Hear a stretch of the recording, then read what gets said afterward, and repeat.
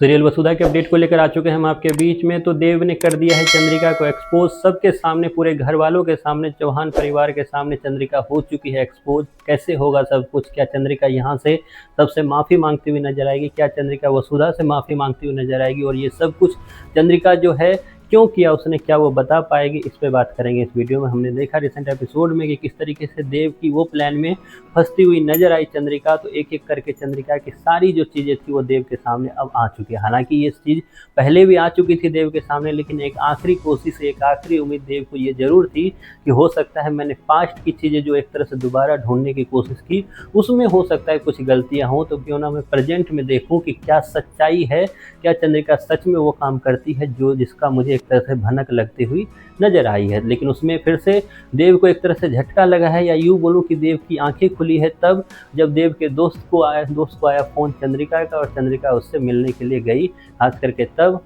जब देव को ये पता था कि ये चीज़ें होने वाली है। जैसे ही देव को ये पता चला कि चंद्रिका उससे मिलने आई है, कहीं ना कहीं देव की जो आंखें हैं वो खुलती हुई नजर आई, और जल्द ही आपको दिखा कि किस तरीके से चंद्रिका ने वही किया जो उससे उम्मीद थी। चंद्रिका ना सिर्फ उनके दोस्त से मिली, बल्कि वो 25 लाख का जो डील था उसको भी कैंसिल कराने में एक अहम योगदान निभाया। लेकिन ये सारी चीज़ों के बाद देव से अब कंट्रोल नहीं हुआ। देव ने एक तरह से पोल खोलने का काम चंद्रिका का किया, जहां पूरे चौहान फैमिली के सामने चंद्रिका की पोल पट्टी खोलते नजर आए देव। तो वहीं पर सब के सब इस बात को सुनकर सॉफ्ट हो गए कि आखिरकार चंद्रिका ऐसे कैसे कर सकते। वहीं पर वसुधा को भी लगा झटका। वसुधा अब तक सोच रही थी कि देव सर को कोई भड़का रहे हैं, लेकिन उसे ये उम्मीद नहीं थी कि देव सर इस तरीके से खुले में चंद्रिका को ही एक तरह से एक्सपोज करते नजर आएंगे। जिसमें आपने देखा है कि किस तरीके से चंद्रिका के इस एक्सपोज करने के बाद वसुधा काफ़ी ज़्यादा नाराज़ भी होती हुई नजर आई, क्योंकि उसे अभी भी लगता है कि देवी हुक्म जो है ऐसा नहीं कर सकते, क्योंकि चंद्रिका के इस बिहेवियर का वसुधा को बिल्कुल पता नहीं है।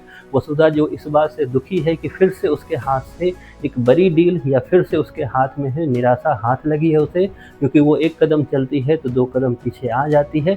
इसमें उसे लगता है कि उसकी गलती है, लेकिन देव और दादी साहब को पता है कि इसमें एक बेचारी लड़की की कोई गलती नहीं है। वो तो हमेशा अच्छे स्वभाव के साथ या अच्छे मन के साथ एक नए बिजनेस को आगे बढ़ाने के लिए, ईमानदारी के साथ आगे बढ़ाने के लिए कोशिश किए जा रही है। लेकिन गलती चंद्रिका की है, जो जानबूझकर इसके रास्ते में रोड़े अटकाने का काम, रुकावटें लाने का काम कर रहे हैं। लेकिन अब ये कहकर देव अब शांत नहीं बैठेगा। देव इसके बाद भी काफ़ी ज़्यादा एक्शन करता हुआ नजर आएगा।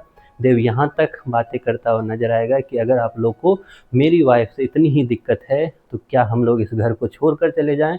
अगर हाँ तो ये भी आप बता दो। और यहाँ तक कि फैसला भी करता नजर आएगा देव कि अब हमें इस घर में नहीं रहना जहाँ मेरी वाइफ की कोई रिस्पेक्ट ही नहीं है। तो क्या आप एक्साइटेड हो देव के इस फैसले से? क्या आपको लगता है चंद्रिका के साथ यही होना चाहिए था? अगर हाँ तो कमेंट बॉक्स में ज़रूर बताएं अपनी राय कि आखिरकार ये रिसेंट स्टोरी जो वसुधा की चल रही है इसके बारे में आपकी क्या सोच है।